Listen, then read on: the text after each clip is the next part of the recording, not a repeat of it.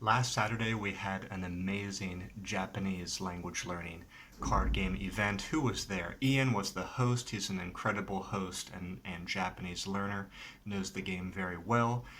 A Japanese teacher was in the room named Megumi. People really liked her. Thank you so much, Megumi, and I'm sorry if I'm pronouncing your name wrong.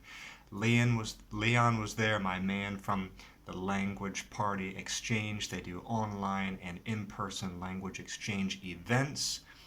Larissa was there, who's one of our top players in this year. Sudanta was there holding it down. He's one of our OG players from the earliest of days when we started doing this in April of 2023. Beza was also there. Thank you for coming out, Beza. I hope you feel encouraged and motivated to get back into Japanese. But great game, guys, and I'm proud of all your progress. Now I'm excited to report in this video that next Saturday we'll be having our first ever online card game event for Italian learners. We have a man named Alessandro who's really smart, really humorous, a native Italian speaker who had actually joined our Japanese events a few times because he's a Japanese learner. Well, now he's eager to help us to learn Italian in the same way. So we're going to have our first ever Italian event with his help.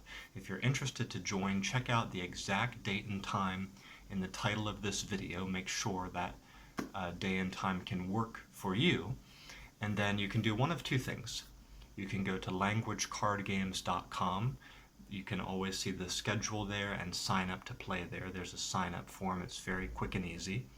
Or you can send me an email at languagecardgames.events@gmail.com. But I'm really looking forward to this game. I love to try new languages and try to get different people coming out because different people know different people. And what I find is that, it's sort of like a spark hitting some tinder or some hay or some sticks, and then something new takes off, and there's a new chain reaction of people who know each other, and then suddenly we have new and different people eager to come out and join us for that language or for other languages. Maybe people who come out to this Italian event, very quickly they're going to learn, oh, they're hosting events for these other languages too, and I know somebody who's learning that language. They might like this game. They're not learning Italian, but I know they're learning Spanish or Japanese, and I'm going to try to send them over to join that event. So we have a lot of cross-pollination going on, and it really helps to do different languages sometimes in these pop-up events, because I know that some people are keeping an eye on our schedule and they never see their target language come up. So I want them to have a chance to try this. And also, remember my standing offer that if you don't see your target language on our schedule, we can potentially organize a game for your target language. My standing offer is this: if you can find two people besides yourself who are interested to game with us for your target language, then we'll set the event, we'll put it on the schedule. I will also advertise for it and try to find other people to join us to play. But that's sort of like my basic requirement is you plus two more people you know. Done. We'll put it on the schedule and we'll play for whatever it is. Any language under the sun would be cool. We've actually done a fair number of languages by now for like pop-up events. Our core groups that we have going are Japanese, Mandarin, Spanish, and now Turkish.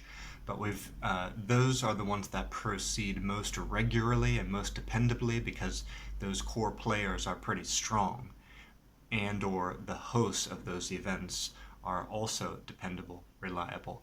But we've had a lot of pop-up games for other languages too. We've done French, we've done German, I think we did Arabic, we've done Sanskrit and Dutch. I'm just remembering those now. Those events were a little bit further back in the past, but it's really fun to do this. And in this month, July, I'm going to be throwing in a couple extra events, maybe 2 or 3 or 4 extra events, because I want to take advantage of the fact that I'm going to be on summer holiday, and I know that other people are on summer holiday. Times are a little more flexible now. People might be more free, for example, during the middle of the week. I'm planning to add some Wednesday sessions. And another reason why I want to do more events in this month is because probably in August I'm going to take off. I want to relax more with my family, give them more attention, do some traveling with them, and I don't want to have to worry about setting up the game events and sending email reminders and trying to recruit new players and stuff like that. That's actually always on my mind, and it's something that's very cognitively taxing week by week, is setting up every week for the weekly game event. I've been doing that for, well, since April of 2023. I think I've only taken off 2 months since April of 2023. So it's time maybe for another little break for me. But we'll do July, we'll do some extra events in July, and then my plan is to get back into it in September.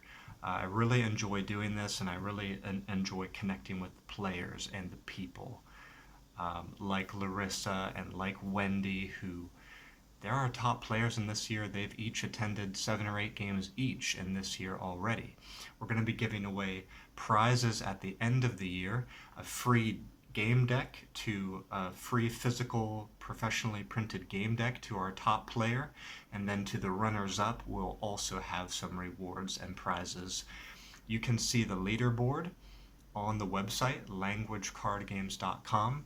Once you've joined at least 5 game events, we'll put you on the leaderboard and everyone can start to see your progress. We'll show which games you've joined and how many you've joined. So this is a really cool thing you can do to enrich your studies anytime, but especially this summer.